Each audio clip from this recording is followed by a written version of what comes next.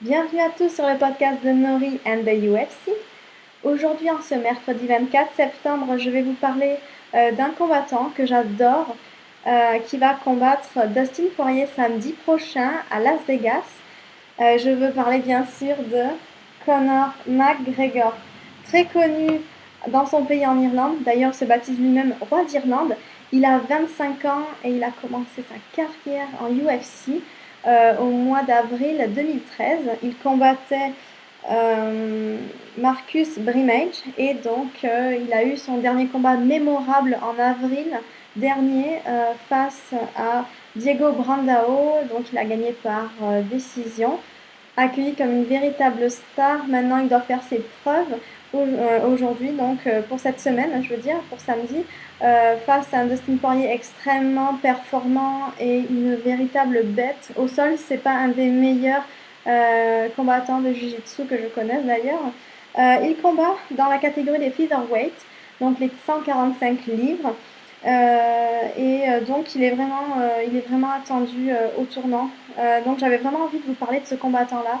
Je le connais depuis qu'il est rentré à la UFC et aussi grâce à Gunnar Nelson avec lequel il s'entraîne, donc en Irlande, au gym Straight Blast Gym, aux côtés du coach Kavanagh et de Kental Pendred, qui est aussi un Irlandais connu qui a combattu donc à cette UFC à Dublin. Voilà, donc c'est vrai que c'est quelqu'un qui a vraiment envie de conquérir le titre des poids légers. Il a comme modèle Chael Sonnen, qui parle beaucoup et puis qui critique aussi. Il a une grande gueule, il dit ce qu'il pense. Il sait jouer aussi avec les médias, on le voit beaucoup dans des magazines. On le voit aussi souvent faire des émissions et dernièrement on l'a vu chiller avec Dana White et c'est ça, et très très demandé par les magazines, j'en revenais pas les médias. Il a très bien compris comment cela fonctionne.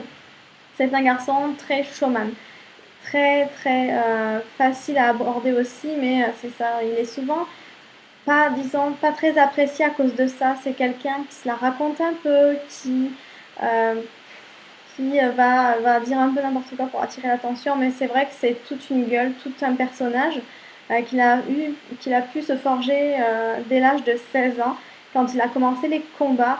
Il se fait repérer en fait lors d'une compétition de lutte et on lui propose d'intégrer un gym et il rencontre le coach Cabana en fait, il lui propose de l'entraîner et bien sûr de se faire la main dans des petites organisations et il réussit.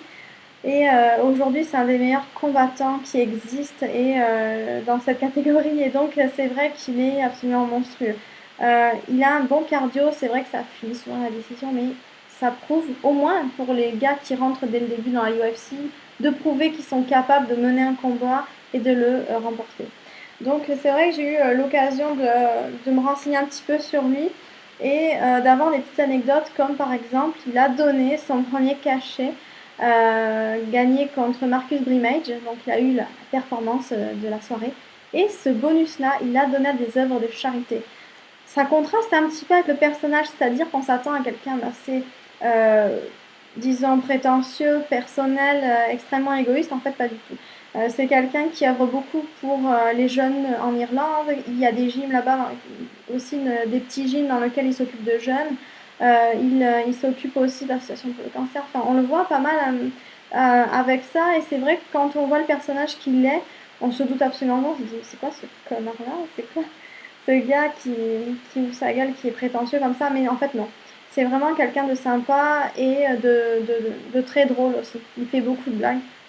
Et donc, c'est vrai qu'on a eu... c'est ça, on a eu l'occasion dernièrement de regarder des épisodes de UFC Contender et on le voyait dedans complètement lâché, à lire des bêtises, il faisait l'andouille. Et on l'a vu aussi beaucoup plus sérieux, il est capable, c'est ça, d'analyser son combat. Il a besoin de coach, hein, comme nombre de combattants, mais lui, c'est ça, il dit laissez-moi faire, je suis le meilleur, je vais être le roi de la catégorie.